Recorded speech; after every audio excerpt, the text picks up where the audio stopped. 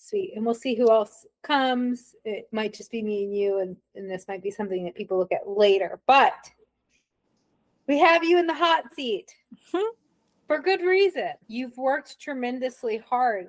I don't think you put in the elbow grease.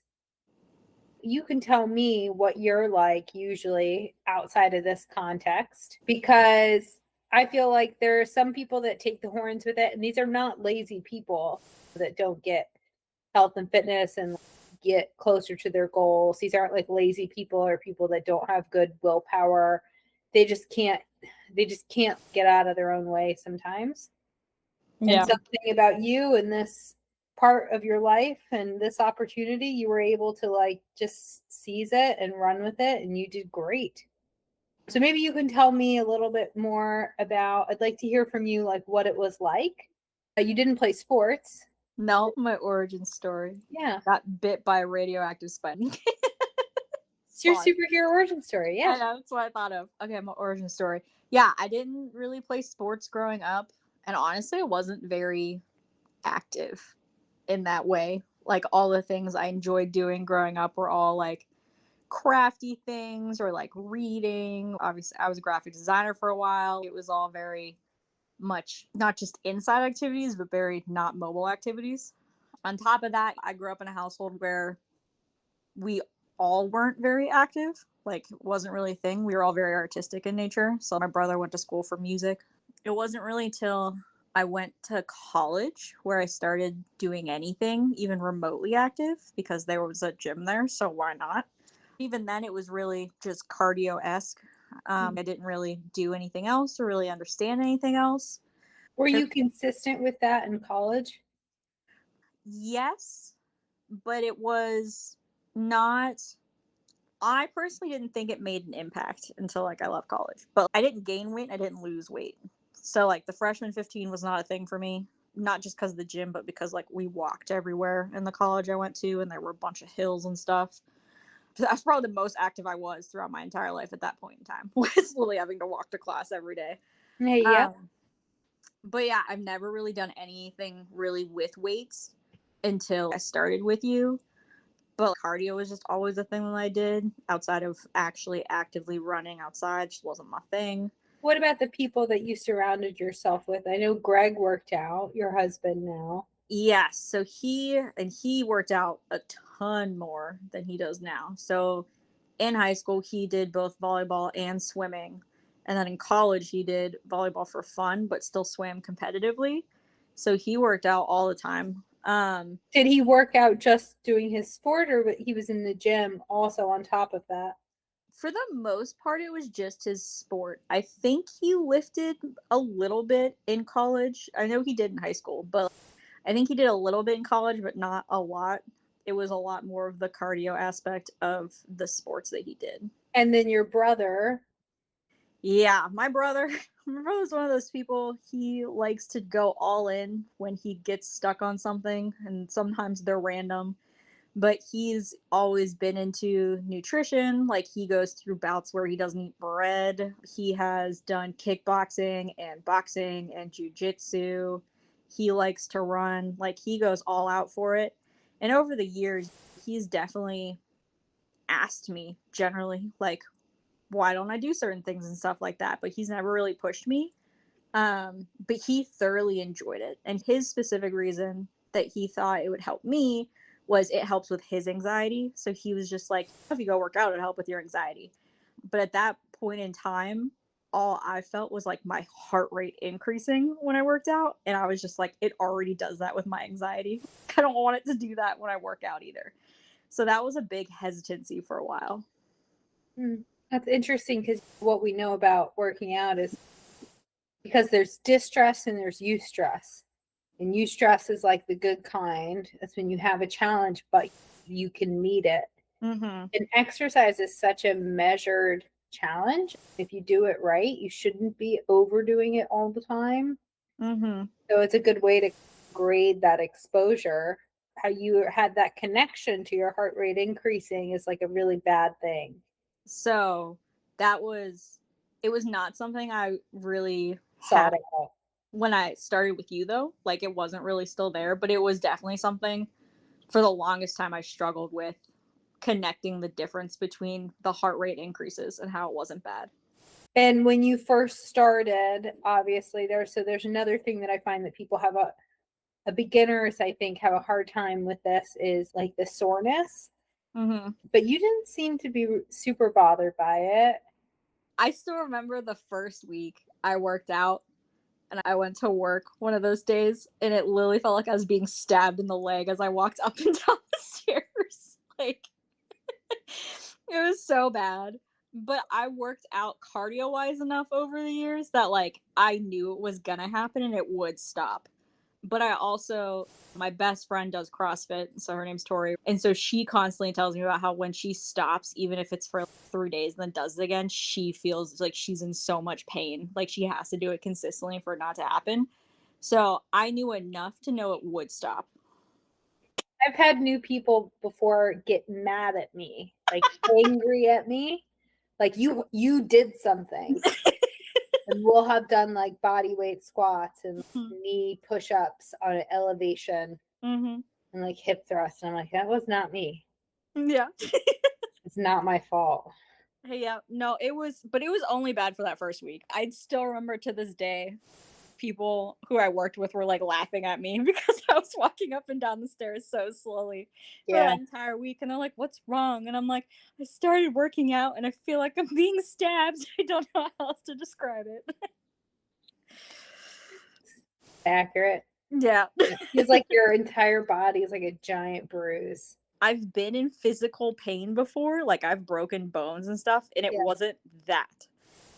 So at least having that context. Yeah, it was helpful. Like it was pain I knew was in muscles and it was there because I worked muscles that I literally have never worked in my life. Mm-hmm.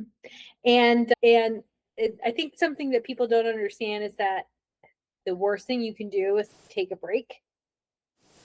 Like you want to get back into the horse, even if it means that you take things slower, you do less, you take a smaller range of motion. It doesn't matter, but you do need to like get back to it because the more consistent you are, the easier it will fade. Some other things, if you're listening out there, water, ibuprofen is short term. In small doses, usually it's okay as long as that's something that is available to you and your body. So the water, over the counter pain medicine, and keep continuing to move. Walking, like you said, taking the stairs, whatever, just finding some movements that are tolerable. The worst thing you can do is do a workout and then go sit down, or do a workout and then go to sleep, and you expect to be a little sore because you're not like clearing all the waste out of there. You want to keep the blood circulating so that everything can calm down. Can you think of some of all right, so super sore, and then within those first few weeks, were there any other challenges, you think, any other hurdles that started coming up? Was consistency an issue? Was Oh man. getting to the gym the first 2 weeks, 3 weeks we were working together, you went on a cruise? I did. That's literally what I'm thinking. I was like, I went on a cruise. I've never worked out on vacation before, let alone even been on a cruise. So that was just the whole thing. But like, I remember we talked like probably right when we started. I like was honest with you, and I'm like, I'm going on a cruise in 3 weeks. Like, not really sure how it's gonna go. I've never worked out on vacation before, but like, we looked up together the boat I was gonna be on and the gym that they have and how I could still do the workouts there and stuff like that. And it was just that act of being prepared. I literally went into it being like, yes, you're gonna relax, but you're also gonna go to the gym. It was super weird, honestly. I talked with Greg specifically, and I was just like, whatever we do, we need to make sure I work out on these days. He was on board with it. I made sure whether it was in the morning or if it was mid afternoon, I was at the gym. Greg made sure I went. You know, it was a whole thing. It was rough. So sometimes that can backfire, using your partner to help you. Yes. What do you think helped you in Greg's situation?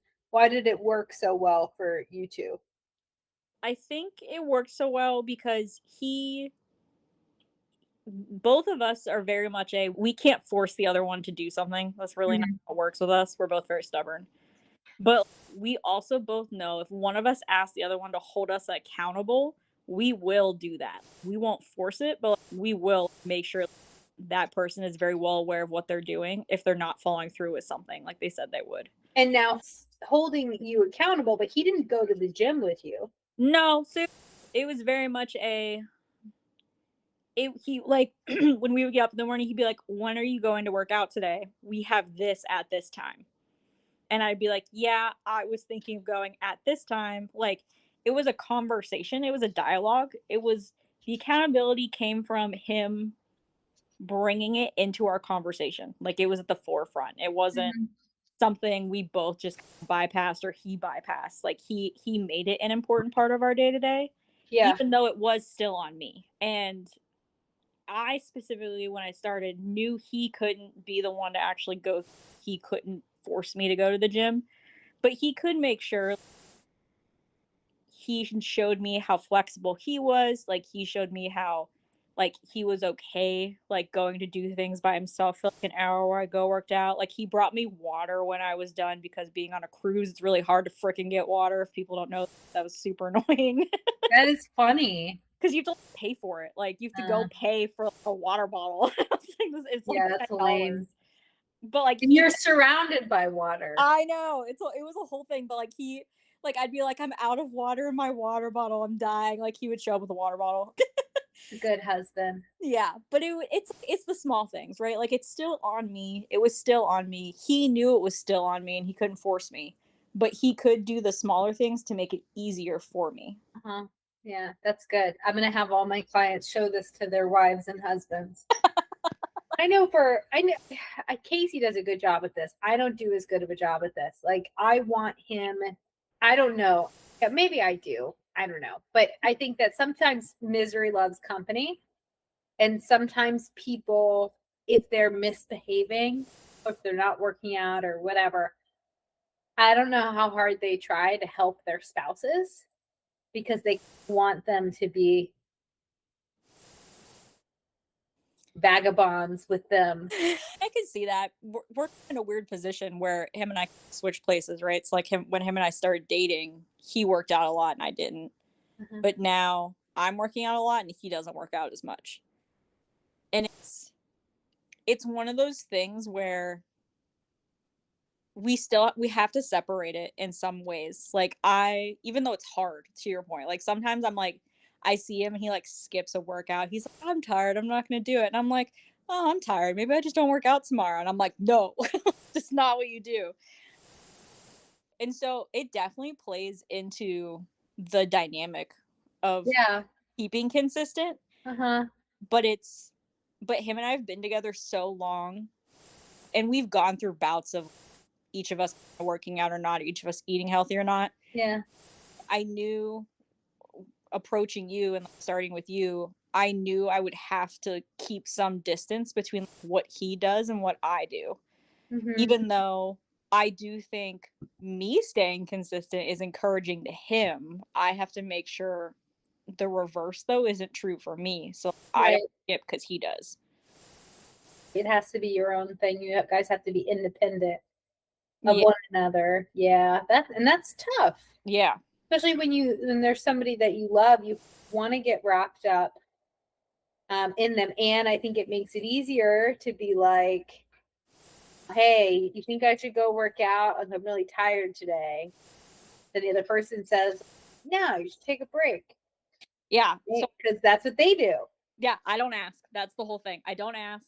We don't work out at the same times if we do end up working out on the same day. Like, we don't work out together. There is a line to make sure we aren't impacting each other in that way. But it does still make it harder. Like, if I got up early this morning and lifted, and like, he's supposed to come home and work out, I guarantee he's gonna come home and be like, I'm tired, I'm probably not gonna work out today. And I'm gonna be like, okay, but I'm still gonna get up tomorrow and go to the gym. Because it's not my thing. It's not my mental battle. Yeah. Is like, I have fought mine and continue to fight mine. So the consistency was hard earned. You did have some spousal help, but at the end of the day, you just had to just commit to yourself. it's nice to have that support system, but at the same time, you can't 100% rely on them. Right. It's a nice to have, not a need to have. Correct. What were some of the other challenges that you faced? What was it like going into the gym by yourself? Oh man. Figuring out the app, like all of that. I think for the most part the app was fine, but an app's an app to me in that regard. Honestly, I think the hardest part was getting comfortable filming myself Mm, for you. I think that was definitely the hardest thing. It was weird going to the gym and doing things at the gym like I've never done before, especially when we started doing stuff with the barbell. But it was one of those things where I don't care. Even though I go to the gym at work. Most people I see I don't know, so I'm like, whatever. yeah, like, the big I yeah, I was like, I got comfortable with knowing I was probably gonna look like I had no idea what I was doing. It was just a whatever thing. That's how you learn. which is not the case anymore. Correct. But that's the whole part of learning is I'm gonna look like I don't know what to do and I'm learning to begin with. But Yeah. You don't know what to do. I was comfortable though because I had you. It wasn't like I'm gonna go lift and I Right. randomly decided it and then try to BS my way through it. Right. So Right. that added a level of comfort. But the filming thing was definitely I still remember the first work I did where I filmed. I was like, this is weird. I can't believe I'm filming myself. I definitely don't want to watch these videos. And I just sent them to you. It's fine. But now it's just like, oh, it's fine. If anything, I'm just annoyed. Like I have to get up to go set my camera up to film what I'm doing. Mm-hmm. But that was definitely a struggle. But it was just one of those things where I'm just like, yeah, it's weird, but you have to do it anyways. So just go do it and just send them because it benefits you in the long run. Were there any times in particular you can think of off the top of your head where it came in handy? Filming yourself really made a big difference. Especially when I started, it was extremely helpful because especially because I've never really lifted before, half the stuff you said to me didn't make any sense. It was really nice to have a video, and even now we have videos and we do it, and you'll like slow it down and point to one spot, and you're like, here, this is where you're losing form. Here's where you're losing your tensity in your muscles or something. Like that has been extremely helpful, especially for the things that are more full body, like the deadlifts or the squats. It's just been really good. Also, you know what? I'm not gonna lie, it is nice to go back and look like when I first did something and like what I'm doing now. It just helps reiterate the amount of work that I've been doing, even though right now it doesn't feel like it. It doesn't feel like I did that much over the last 8 months. But if I go look at a video 8 months ago and be like, God dang, okay, I've done a lot. You don't always want to look backwards, but if you're just continuing to walk forward, it might not feel like that far, but you like turn around and you look back and you're like, oh wow. Like I remember when I was over there, that was like a lot of progress ago. Yeah. You know what I mean? And that was only however long ago, but it seems like a world away. Yep. I know so many different things, or I can think of things completely different now. And then what about you also met with me in person though, once a week. And so with the coaching online, with the video and the in-person work, how do you think those kind of worked hand in hand? I really like coming to see you in person. Again, I'm very new to this, so I think it was extremely helpful for me. Especially again, because half the time you would say things, I'd be like, I have no idea what you mean when we first started. But it was like a nice check-in when it came to form, even though you reviewed them in videos. It was nice to have someone physically there to move like my elbows or tell me instantaneously like if something doesn't look right versus waiting a couple days. Like it's easier to fix essentially. Like it's easier to understand what's really happening. It's easier to fix if you're doing it instantaneously. If you have a question, or you can just look at me and say, I don't understand, and then Mm-hmm. right. at the same time, it's the videos are really nice though because like it helps me based on when we met and actually talked. If you're like, I want you to think about this, I would actually go and try it and Mhm. I would film it and send it to you and be like, did it work or not? I Mhm. think it worked. It felt different. And you'd be Mhm. like, you're almost there. Also do this other thing. So that was just an addition to it. It was like in school, right? Like you're in a class and they teach you how to do it and then they go give you homework. That's essentially what it felt like is I Mhm. got homework to go and try these things and I would film it. Mhm. And then the check-ins I think you asked about. I personally like those just because it's a nice way to reflect, but two, it's a nice way to also make sure we're not just focusing on working out. Mhm. So even though that's something we talk about like when we meet, it's also like but how are you feeling? Like how are you mentally? Like how's your nutrition going? What goals do you have? Like it helps take your body out of it essentially and go more mentally with it to help keep that balance. Mhm. And how do you think that helped you? So, what are some instances do you think you can think of? I'm thinking about like, how did you stay so consistent? Like, how did you stay so motivated along the way? And how have you made so much progress? Like, I want to think about the middle of your journey. If Oh, we think about how did you over the past, like, what are we at, 9 months? 8, 9 months. Yeah. Over the past all this big chunk of time in between, you weren't really a beginner. You might not have been, let's say, pre-competition. How did you stay in the game? How did you keep showing up, keep paying attention? One, I really want it. I want to feel healthier. I want to be happy with myself and my body generally. That's always been my goal. But over before I came to you and I would talk with Greg about this, my husband, since he used to work out all the time, and I would talk with him about how he stayed consistent before. And he would just kept saying you just do it. Even if you're motivated or not, like you just go and do it. And it wasn't until I started working with you that I started to connect it to what are all the things that we do in our lives that we don't want to do, but we do anyways.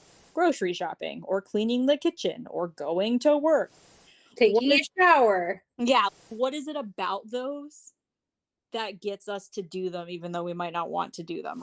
And it just seems like the stereotypical societal thing to do to continue your life. And so that's how I started thinking about working out. It was just you just do it. Like Yeah, it's just part of right, your life. Like it's not right. you want to do it or not. That doesn't really matter. Like you're just gonna go do it. That helped me a lot Mm-hmm. because then that kind of pivoted to if you only get one productive thing done today, it's gonna be going to the gym. And that's where I'm at. Like on the weekends, I like to lay around. I'm a big couch potato. Like I will completely admit to that. That's why you make me do all the cardio workouts you make me do. Just a But few. it's fine. But like, I enjoy laying around. That's just a thing. It will always be a thing. That hasn't changed, and I don't think that will ever change. But it's a yes, you're gonna lay around today, but you at least need to go to the gym.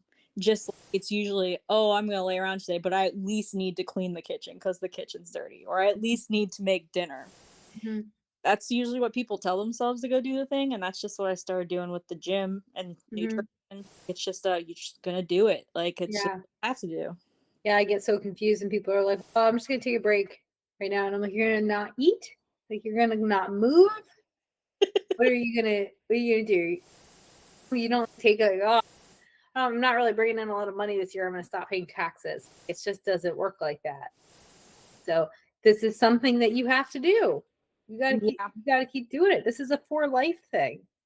Yeah, and I think that's the thing is I feel like we all subconsciously view it as optional, Right. which automatically gives us an out.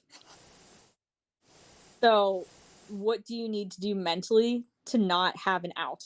That's essentially what needs to be told in your head. Is That's a good one. so like mine to make sure I didn't have an out was you have to do it. Like it's truly just how it is with life, like it is to clean the kitchen. If you don't, you're just gonna mess up your body or all your progress is going to be erased. Like whatever you have to tell yourself to just make sure you're not subconsciously always having that out. And did you have a time where you couldn't work out the way that you were? Yep. It's ebbed and flowed. Right when we started, like I went, I think it was a couple weeks where I honestly didn't work out at all because I just had really bad anxiety. Like I wasn't It was eating. like 1.5 weeks. Yeah, I wasn't eating. I didn't have any energy. Like it was bad. Mhm. And honestly, I hated the fact that happened. And a part of me, I would be lying if I say a part of me didn't think maybe it's a sign that I shouldn't be doing this. I That was definitely a thought that came through. Even though that had happened plenty of times before, but okay. But yeah, but it was like, but again, I was still in because it was towards the beginning. That was my out. That was me being like, no, I don't have to do this. I could stop. It's voluntary. Mhm. But I remember though how good I was feeling before that happened. I remembered how I was feeling stronger. I was getting proud of myself for the stuff I was doing. And I was just like, it's gonna suck going back to the gym, but you're gonna go. And it was just it just came down to I'm just gonna go do it. I didn't want to do it, like especially after being off for a week and a half, especially after all the times you were talking to me being like, you shouldn't stop, you should still do something. I was like prepared for the worst when I went back after that. And it really wasn't that bad. Like I did not feel like I was gonna be stabbed in the legs afterwards. Like it Mhm. still I was sore, but it still wasn't as bad. Mhm. But that's happened. I didn't work out on Sunday, this past Sunday, even though I should Mhm. have, because my back just really hurt. Mhm. And a part of me is like, I should do something. It was a debate. I was like, I should probably do something, but like, it is really painful. Like it's encroaching on the red. I think it's a good idea to always really question yourself, but if it's like the red stuff or whatever, if you like are sick and it involves your mouth or your butt, like it might be a time to cut yourself some slack. So I didn't work out on Sunday because Mhm. in my head it was I thought working out on Sunday would do more harm, aka I wouldn't be able to work out as well the rest of this week. I ended up hitting a new PR this morning when I worked out. Mhm. Hip thrust, watch out, fellow hip So thrust. like so it's one of those things where it's not that you can't not work out, it's that it shouldn't be optional. It's like when Yeah. you take sick leave at work, like you usually only do it if you really need the mental break or the physical break. That's really what it should be like, in my opinion, when it comes Mm. to working out. Is like, Don't tell some people that you're sorry, on sick leave because some people are more liberal with their sick leave. that's fair. Like when push comes to shove and Yeah. something happens in life that literally makes it impossible to go to work. Same thing with working out. It's not from a perfectionist standpoint, because I'm a perfectionist, I have to interplay and Right. give myself the line of if you really can't do it, you're not failing. Yeah. Yep. People's kids get sick and family emergencies happen. Household emergencies happen. Inclement weather happens, like all these things. I think the important thing is to do what you can. And it also really depends on the person. Like you Mm-hmm. said, like it honestly really depends on the person. But I think the important thing is you can't lie to yourself. Yes. You have to stay honest with yourself. You have to be rightfully like question what you tell yourself. You do have to, and then you have to be able to identify your own bullshit, Yes. at least to get in the ballpark of it, Yes. because everybody does. Mm-hmm. Yeah.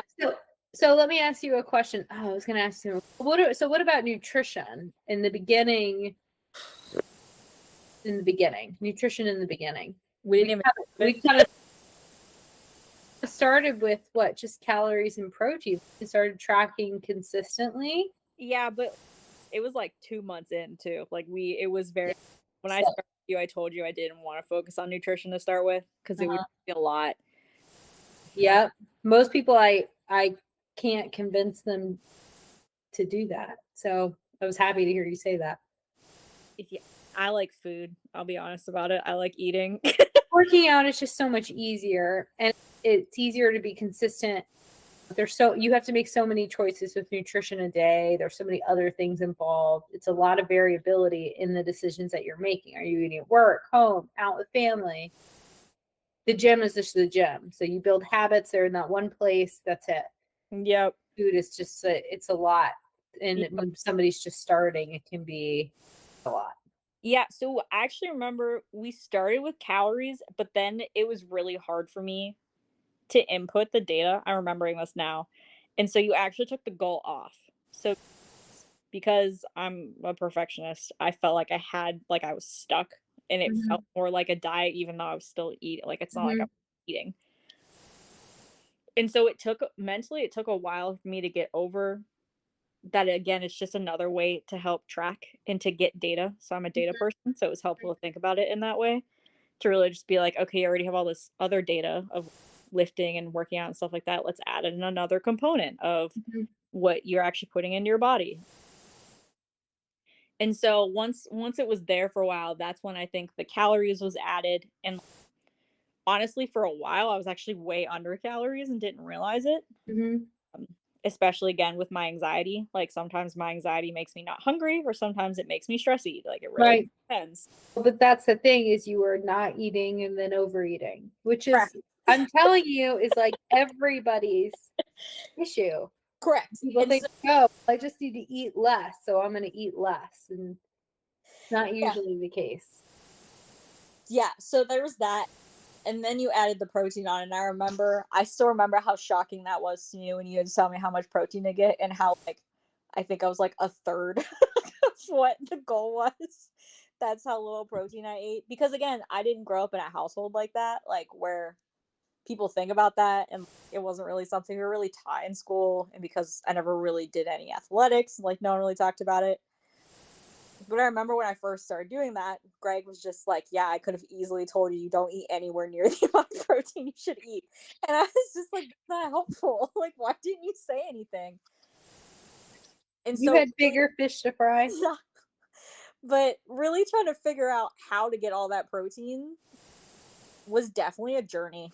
Honestly, I'd say it probably wasn't until a couple weeks ago where I felt as comfortable with my eating habits to know like I would most of the time, every now and again something happens, but most of the time every day I will get the amount of protein that I should be getting. Yeah, you usually do.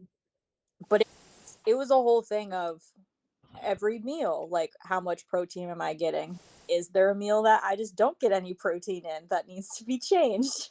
And how did that kind of play into how your weekly routines are? Yeah.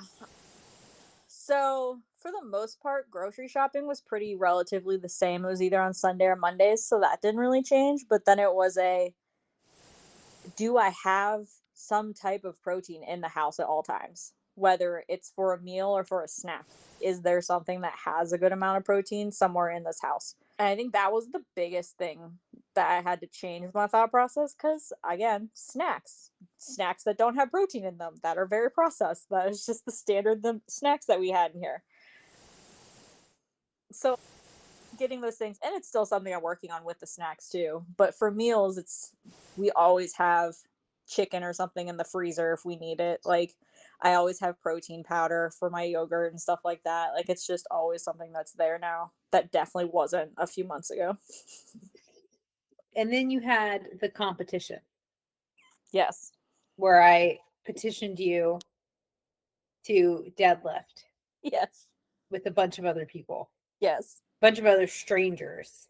How'd that go? I think it went well. I was really nervous, but I was more nervous to lift in front of Greg than I was to lift in front of strangers. We talked about that before. Truly, and it was really just because at least from a working out perspective, from other things, I don't think I'm really like this, but from working out perspective, I don't really care so much about what strangers think about it. It was cool Mm-hmm. to see them lift and stuff like that, and it was cool to be in that type of environment. But I was definitely nervous about lifting in front of Greg, and it just came to because I love him as much as I do, I wanted him to be proud. Not that he wouldn't be, but there's always like that slim chance of like, that crazy voice in your head that's always just like, he might not think it's impressive at all.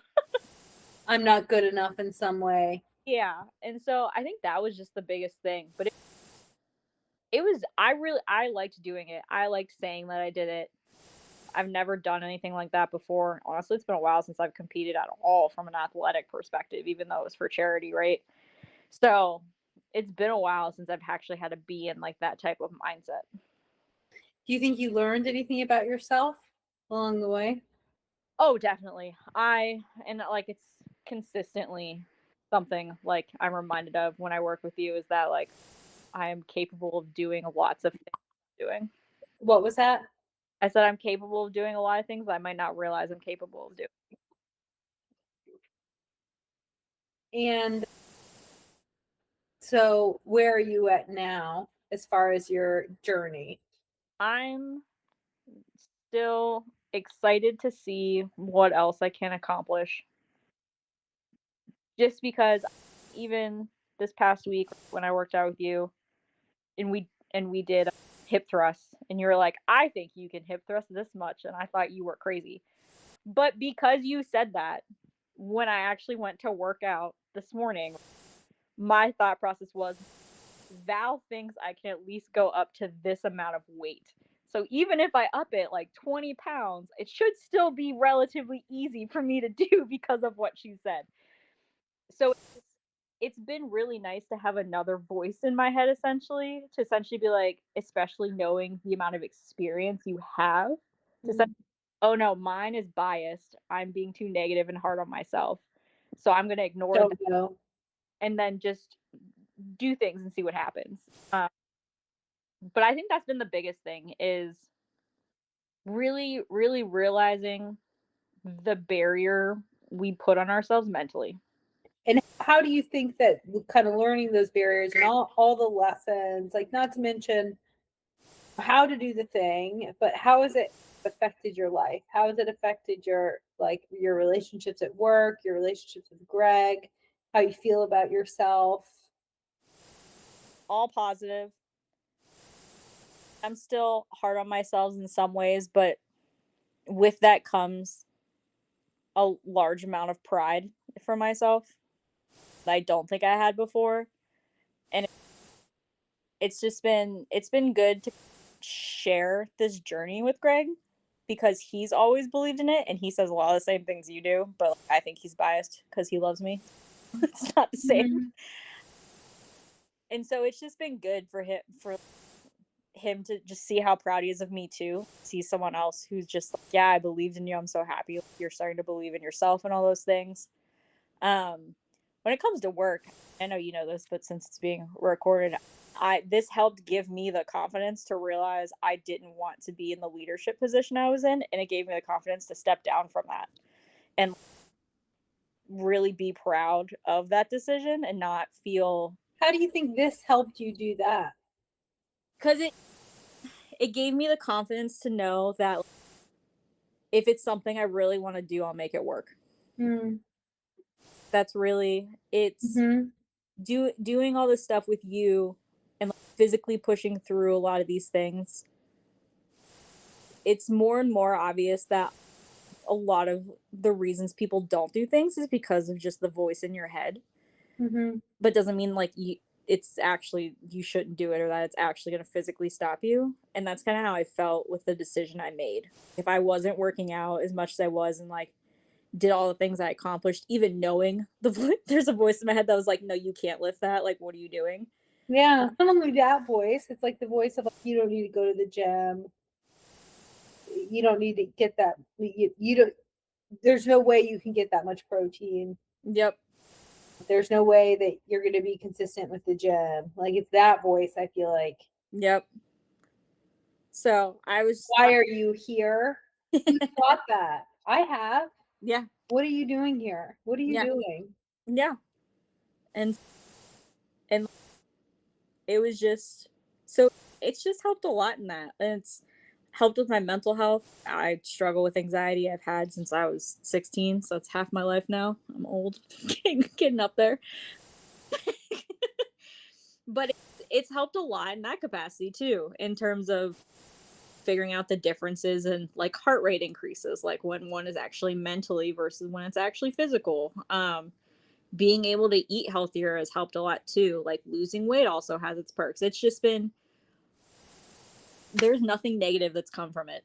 Let's talk about some of the physical changes. I know that's not something that we super focus on, but you have experienced a lot of physical changes as well. But what about like clothes fitting better, feeling better, moving your body? Yep. All those things. I think I've lost around 20 pounds since I've started with you. Mm-hmm. And we haven't dieted. Not really. Yes, we have not dieted because that was not, I like food. It's not happening. But I've lost about 20 pounds. All of my clothes fit a lot better. And honestly, every other day I do something where I realize I have muscle in places that I've never really had muscle before. Mm-hmm. And it's just felt good. It's felt good to be more confident in my body and to just know if I want to go hike, I can go hike and not worry about not being able to do it or something like that. And you can also do anything that you train for. Now it's just a matter of, do you want to? And so it's just been really eye-opening. Yeah, I'm pretty sure I spent a good portion of my life thinking like I would never have muscle in like certain areas. Yeah, you're getting pretty close to needing to buy new clothes. Yeah, I am. I was just like my jeans even that I wear to work are getting a little baggy. Mm-hmm. Does that excite you? Do you think that stuff gives you as much satisfaction as you thought it was going to give you? Not I Yes and no. I think it's exciting to see that sticking it out does make the change, right? And it feels good. Yeah. Yeah, but I think like Not a negative. over the years though, and like with all the freaking stupid commercials that we grew up with, how like easy it is to lose weight and how quickly it happens, I feel like that is so frustrating for people when they start working out, because like in 2 months if they don't see any change, like they're just like, this sucks, like I'm not gonna do it anymore. Mm-hmm. Mm-hmm. So it's been like 8 to 9 months, and it honestly took this long, not that I didn't see changes, but it truly did take this long to see like a significant change, to the point where anyone who's even seen me like once in the last year can see the difference. Right. And we could have made progress a lot faster. That was not available to you. You could have done that, but you might not have been able to sustain that pace. And you wouldn't be where you're at now, where I think it's easy. It's just a part of your life. Yep. There's nothing, there are things that you've had to do consistently, but it hasn't been anything that was like took over everything else. Yeah, and I think to your original question, knowing the things that are now part of my life, they're just a consistent part of my life, that means more to me than the physical changes that I've been seeing in my body, in terms of And like if I lift for a week, I'd feel so weird. yeah, good. That's good. The piece to that is that this isn't like a diet, right? This is Yes. like a way of eating. And you've implemented these changes. So this is like a well that you can keep digging. Mm-hmm. And it might not look like this like the Mm-hmm. whole time, but you can keep progressing down this Mm-hmm. and just keep making those small changes, and they compound. Yep. Which So, is what they've done for you. yep. So I'm excited to see. We also just started tracking muscle mass instead of just body weight. Yep. So we'll see what other kind of changes you make, because if the muscle mass increases and body weight stays about the same, you'll be in real good shape. Yeah. All right, cool. Anything you want to leave people with? Any words of wisdom? Oh man. If you really want it, you won't not do it because of a random excuse you have. Mic drop. Spent years before I started with Val making excuses to do things or not do things. So I was just like, I decided though I really wanted it with you. I was just like, no excuses. Or if I'm doing an excuse, I flat out say out loud, I'm making an excuse because I just don't want to do it. Yeah. You communicate. You've consistently communicated to me what you have going on, even if it's not like a question, you'll just be like, hey, this is what's going on. This is what I'm doing. Yeah, I feel like crap. Yeah. Feel like crap. Yeah. I didn't do this, just letting you know. Or Yeah. like I did do it. Or when you got the PR so I could celebrate with you. Mm-hmm. Like all that stuff is like opportunities for reinforcement or for us to problem solve. Yeah. That's also super helpful for me as a coach to help give me what I need to help you. Yeah. You've always scheduled your coaching calls and made it to those. And on top of seeing you once a week and you sending videos. Yeah. Again, perfection doesn't exist. I had my struggles I just want everyone to know if they watch this. I've had my struggles over the last 8 to 9 months. But to what Val talks about a lot, I consistently showed up. Even if when I showed up I sucked or I felt like crap. Like Even the weeks that you didn't do any of the things, you didn't hide. You showed up. I owned up to it. If I didn't do it, I was honest about why I didn't do it. And did I yell at you? No, I constantly tell Val I don't eat enough veggies because veggies are gross. We're working on it. But I didn't do cardio for 2 months. I was just didn't want to. Yeah. Like, you still don't do your shoulder drills. Whatever. I don't know what happened with that. You took them off my checklist, so I thought it was optional. Okay, I didn't want to do them. Yeah, I took them off your checklist because you stopped doing them. Yeah, so it's one of those things. Again, I am not perfect, but what are the things that are most important? Those are the things that you should focus on at the very and just don't be defeated if you don't feel good or you don't feel like you did a good job. Chances are you're still doing a better job than most people. Yeah, always tell people if you have 40% and you give me 40%, you gave 100%. Correct. It's important. I've definitely given you like 5% before, but it was all I had. But fine. It felt good. It felt good to talk to you because I was just, you know what? I at least talked with her. That was all I could do today. Yeah. Yep. Sometimes it'd be. Yep. All right, Jessica. Good. Thank you so much. I know this will help a lot of people. All right, sweet. Talk to you later. Keep on. Bye. Bye.